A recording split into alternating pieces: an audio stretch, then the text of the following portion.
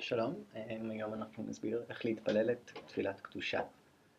מנהגים רבים סובבים סביב תפילת קדושה, זה במיוחד מפני שהיא אחת מהתפילות החשובות ביותר, והיום אנחנו נסביר לכם בפשטות איך לבצע את תפקיד הקהל בתפילת קדושה.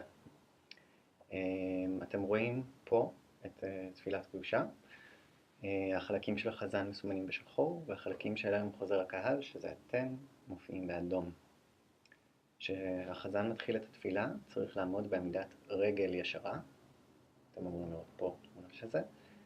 יש לשאת את העיניים למרום בשעה שאומרים את התפילה, אך לשמור אותם עצומות.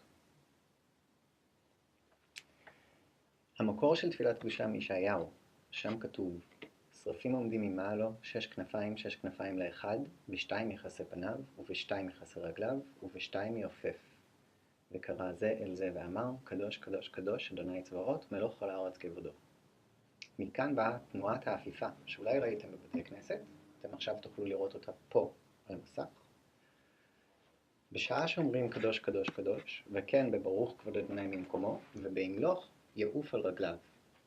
ואת כל השלוש קדוש צריך להגיד באפיפה אחת. עכשיו אחרי כל ההוראות נעשה הרצה קטנה של התפילה. תזכרו, בטקסט האדום אתם מחכים שהחזן יתחיל, ואז אתם חוזרים על הטקסט בקול רם.